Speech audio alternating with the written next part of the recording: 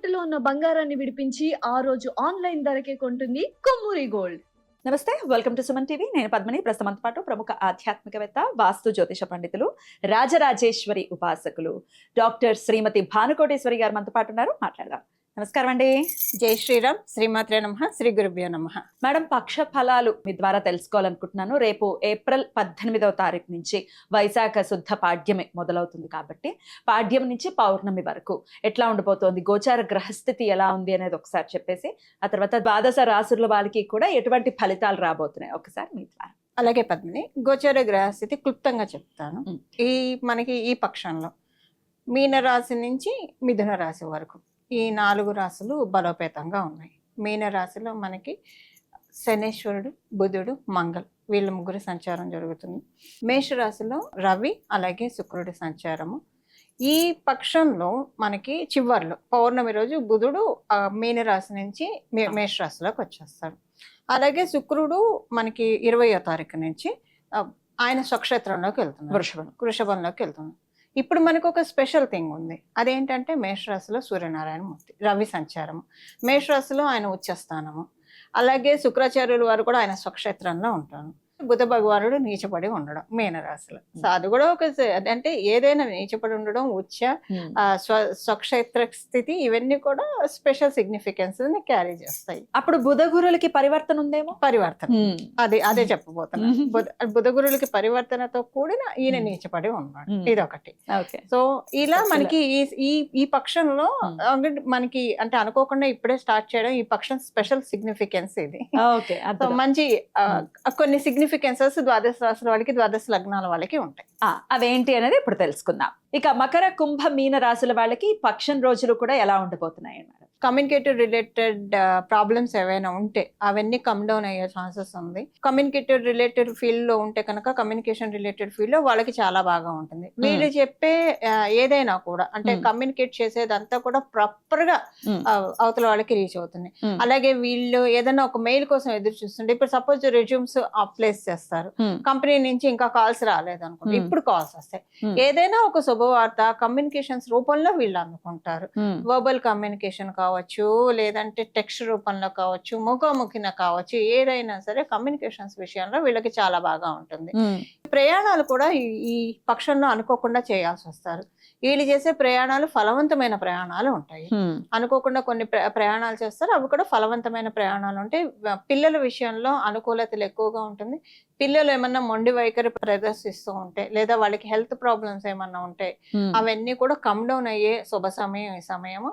మంత్రభావం బలంగా ఉంది. మకర రాశి, మకర లగ్నంలో పుట్టిన వాళ్ళకి మంత్రభావం బలంగా ఉండడం వల్ల వీళ్ళు ఇష్టదేవత నామస్మరణ కనుక చేసుకుంటే చాలా చక్కటి శుభ ఫలితాన్ని చూస్తారు. పద్ధతి. సో ఆరోగ్యం కుదుట పడుతుంది ఒకవేళ ఆరోగ్య సమస్యలతో ఉన్న వాళ్ళు కూడా అర్థమవుతున్నటువంటి విషయం. రైట్ అండి. ఇక కుంభరాశి వారికి ఎలా ఉండబోతుంది 15 రోజులు? కుంభరాశి వాళ్ళకి కుటుంబంలో కొన్ని మార్పులు వీళ్ళు చూస్తారు. కుటుంబంలో ఫైనాన్షియల్ మాడ్యూల్లో మార్పులు వీళ్ళు చూస్తారు. ఇది వీళ్ళ దీని పరంగా కావచ్చు.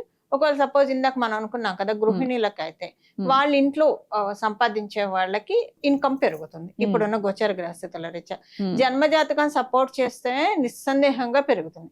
జన్మజాతకం సపోర్ట్ చేయట్లేదు, గోచారం ఒక్కటే సపోర్ట్ చేస్తుంది. అలాంటప్పుడు ఏంటంటే వీళ్ళకి ఏమైనా ఎరియర్స్ ఉంటే రావచ్చు, లేదా ఎక్కడైనా వీళ్ళకి పెండింగ్ గా ఏదైనా డబ్బులు రావాల్సి ఉన్న, అది ప్రాపర్టీ కావచ్చు, వీళ్ళు ఎవరికైనా ఇస్తే అవి కావచ్చు, రావాల్సినవి ఏవైనా ఉంటే అవైనా రావడానికి అవకాశం ఉంది. సో ఏదో ఒక రకంగా ధనపరంగా అనుకూలతలు ఎక్కువగా ఉంటాయి. సేవింగ్స్ అన్నీ ఎక్కువ అవచ్చు. వీళ్ళు అనుకున్న కొన్ని ఖర్చులు సడన్ గా తగ్గిపోవచ్చు. ఇప్పుడు సపోజ్ ఏదైనా రిపేర్ వర్క్ చేయించాలనుకున్నారు, దానికి ఖర్చు ఎక్కువ అవుతుంది, అది ఆటోమేటిక్ గా దానంతట అదే తగ్గిపోతుంది. ఇంకా రిపేర్ చేయించాల్సిన అవసరం రాకపోవచ్చు. అలా డబ్బులు అంటే ఏదో ఒక రకంగా డబ్బుల పరంగా ఒక మంచి ఇది చూస్తారు. సో అది ఇప్పుడు నేను చెప్పిన కండిషన్స్ లో ఏ కండిషన్ అయినా అప్లికేబుల్ ఉంటుంది. అంటే ఎగ్జాంపుల్స్ కి ఇవన్నీ చెప్తాను, అప్లికేబిలిటీ ఉంటుంది.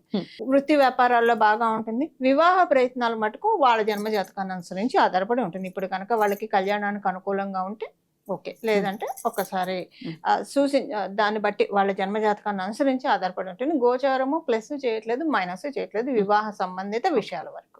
ఓకే. ఆరోగ్యం ఎలా ఉంటుందండి? ఆరోగ్యం చక్కగా ఉంటుంది కుంభరాశి వారికి. ఇక ఫైనలీ మీన రాశి వారికి పక్షం రోజులు ఎలాంటి ఫలితాలను ఇస్తోందండి? వృషభ రాశి, జలతత్వం గల రాశి. ఈ రాశి బలోపేతంగా ఉంది ఈ పక్షంలో. బలోపేతంగా ఉండడం, ఈ రాష్ట్రాధిపతి చతుర్థ స్థానంలో సంచారం చేయడం, కుటుంబంలో అనుకూలతలు, అట్ ద సేమ్ టైం కుటుంబంలో అనుకూలతలతో పాటు కొంచెం వీళ్ళకి కొన్ని ఇన్సెక్యూరిటీస్ కూడా ఉంటాయి. అంటే కుటుంబం బాగుంటే బయట బాగోలేదేమో అనిపిస్తుంది. ఎస్పెషల్లీ ఉద్యోగస్తులకి, వ్యాపారస్తులకి ఈ పాయింట్ అప్లికేబిలిటీ ఉంటుంది. గృహిణీలకు అప్లికేబిలిటీ ఉండదు, వృద్ధులకు అప్లికేబిలిటీ ఉండదు, అలాగే విద్యార్థులకు కూడా ఈ పాయింట్ అప్లికేబిలిటీ ఉండదు. ఎవరైతే ఉద్యోగ వ్యాపారాలు చేస్తున్నారో వాళ్ళకి ఇంట్లో బాగుంటే అక్కడ ప్రాబ్లంగా అనిపిస్తుంది, అక్కడ బాగుంటే ఇక్కడ ప్రాబ్లమాటిక్గా అనిపిస్తుంది. రెండు వన్ గోలో బాగోలేదేమో. సపోజ్ ఇప్పుడు ఉద్యోగంలో ఏదైనా ఒక ప్రమోషన్ అది వచ్చింది అనుకోండి ఎగ్జాంపుల్కి, అది ఇంటికి వచ్చి వీళ్ళు షేర్ చేశారనుకోండి, ఇంట్లో వాళ్ళ నుంచి సరైన ఇది వీళ్ళు చూడరు. అదేంటి అంటే ఇంత కష్టపడి తెచ్చుకున్నాం కదా, వీళ్ళు గుర్తించట్లేదు, ఇగ్నోర్ చేస్తున్నారు, ఇలాంటి బాధ కొంచెం ఉంటుంది. లేదా కుటుంబ సభ్యుల అన్యోన్యత బాగుంది అనుకోండి, అక్కడ వీళ్ళకి రావాల్సిన దాంట్లో లేదా ఏదన్నా అవమానం జరగడం ఇలాంటివి కొంచెం ఉంటాయి. సో ఇలాంటి చిన్న పెక్యులియర్ కండిషన్ ఉంటుంది. బట్ ఈ పెక్యులియర్ కండిషనే వీళ్ళకి ప్లస్ అవుతుంది. ఇలాంటిది జరగాలి, జరిగితేనే రాబోయే పక్షాల్లో వీళ్ళకి బాగుంటుంది అన్నదానికి ఇండికేషన్ ఇప్పుడు గ్రహ దేవతలు ఈ రకంగా వీళ్ళకి ఇస్తున్నారు. ఓకే, సో దాన్ని చక్కగా అర్థం చేసుకోవాల్సి ఉంటుంది. అంతే, డీకోడ్ చేసుకోవడానికి. ఆరోగ్యం ఎలా ఉంటుందండి? ఆరోగ్యం చక్కగా ఉంటుంది, ఎలాంటి ఇబ్బంది లేదు. ఈ 3 రాశుల వాళ్ళకి కూడా సానుకూల ఫలితాలు ఉండటం కోసం, ఇంకా ఎక్కువ సానుకూలంగా ఉండటం కోసం ఎటువంటి ఆరాధన చేసుకోవాలండి?